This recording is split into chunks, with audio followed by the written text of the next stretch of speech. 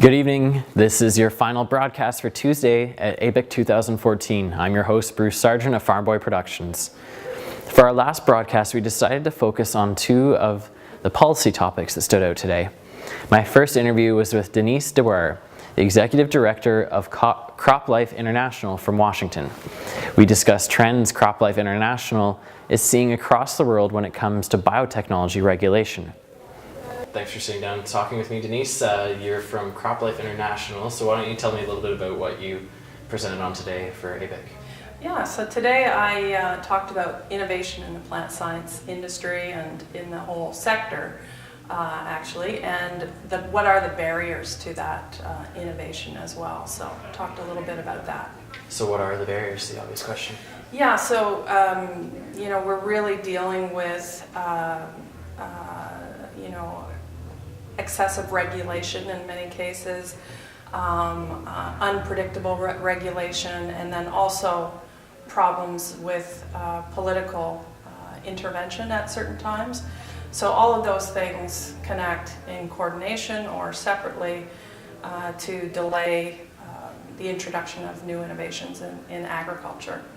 And something that I did see in your presentation was that in some countries the amount of time it takes to get something approved is lengthening, yes, but it's shortening in some areas. So what's the difference between those areas? Yeah.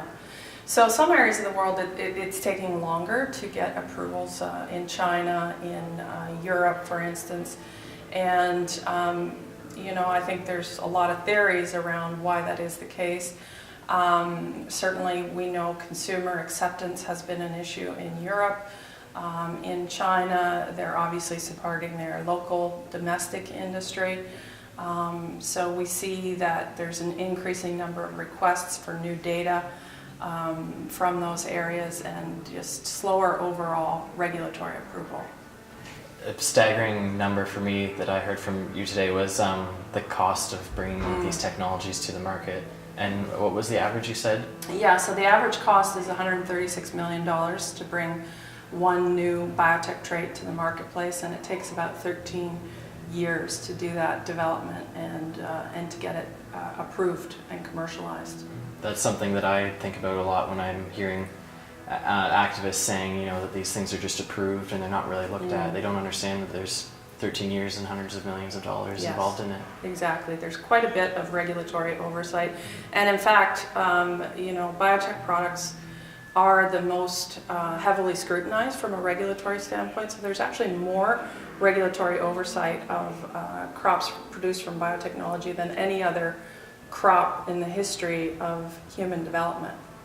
So going forward, what do we do from a policy standpoint and a political standpoint? Yeah, it's a good question. I think we know the population is increasing. The prediction is 9 billion people by 2050. We know that climate change is a reality, and there's very clearly an impact on agricultural production. We have what we would call a perfect storm in many in many cases, where we've got population increasing, we've got the wealth of the consumer increasing, desire to purchase higher quality, better foods, and you've got climate change on the other hand. So we really do need technology to be part of the solution to address this problem. And so having good policies and good regulation in place will be the foundation for success in that area. So in closing then, where can people go to get more information about CropLife International? Yeah, so CropLife International, it's croplifeinternational.org, and I would also recommend there's a great website if people are interested in learning more about biotechnology and agriculture, gmoanswers.com. Okay, great. Thanks for sitting down with me today. Thank you. My second interview is with the Executive Director for the Wheat Improvement Flagship Program. We discussed his experiences as an attendee at ABIC and what his organization is doing when it comes to the Canadian Wheat Alliance.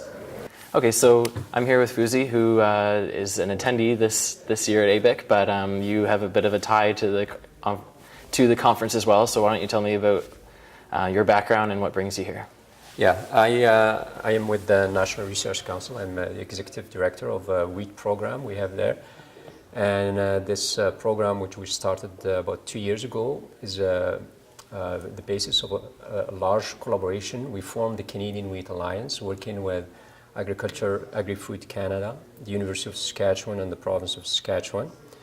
And the objective of this program is to improve the yield of wheat for the benefit of the Canadian farmers and the Canadian economy. So we started, as I said, about 2 years ago, and we have several research projects trying to address some of the challenges that affect the yield of wheat. We're working on ways to improve yield by addressing heat, drought, cold tolerance, diseases such as fusarium and rust. And we're also working on ways to accelerate breeding. So these are some of the areas. So my interest in this conference, it is a great opportunity to meet potential partners. In fact, my boss, Dr. Roman Shumsky, gave a talk on this specific topic of global partnership for the benefit of Canada. And one of the things we did during this meeting is we announced a collaboration with two major breeders, major companies that are involved in wheat breeding, and that's Syngenta and KWS. And the project that we're collaborating on is a part of an activity that's called double haploidy. And this tool or this method allows the breeders basically to shorten the breeding cycle. It takes about 10 to 14 years to develop new wheat varieties. And this method that we are now collaborating on will allow the breeder basically to take 2 to 4 years from that breeding cycles. I should add that the producers are also part of this collaboration, as they are funding this project through Western Grain Research Foundation. So it's pretty exciting to cut 4 years off that process, because when you're breeding wheat, you've got 20 different varieties that you're looking at, and you've got to pick that one to go ahead with. So what's that going to mean long term for breeding? Well, long term, I think the farmers will be the beneficiary of this, because that means variety will get sooner to the market, mm-hmm. and that's basically one of the main objectives. Disease, for example, evolve quickly, and the breeders keep coming with varieties every year that have resistance to disease. So by taking that 2 to 4 years from the breeding cycle is a very, very significant step again towards reaching the market quicker. Especially when you compound that by, say, 3 generations. One generation is passed by then, and mm-hmm. That's exciting. So is there anything that you've taken away so far from the conference? Oh, there are some really exciting talks during the conference. There's good discussions. A lot of discussions relate around biotechnology, the acceptance of biotechnology. Mm-hmm. There was a talk on golden rice, very, very exciting technology, but also the speaker mentioned some of the challenges to get that variety quicker to the market, and mostly it has to do with the regulatory approval process. There was some talks from other countries, so that allow you to know what's going on. Mm-hmm. So it's been so far a very, very useful company, and most importantly also is to be able to meet with others from other companies. And I had the opportunity to talk to some people that are interested in our program, and that will help us to further expand our collaborations and partners. That's kind of the great thing about this conference, is that there's presenters from all over the world, and there's attendees from all over the world, and as much as we're from different time zones, we do have similar problems and similar triumphs that we can learn from and grow forward with. Oh, definitely. For example, one other partnership we have established and signed an agreement in June is with Cimmyt. Cimmyt is a research breeding organization in Mexico, and their objective is to improve wheat for the benefit of the developing countries. Our objective is improving wheat for the benefit of the Canadian farmers. Mm-hmm.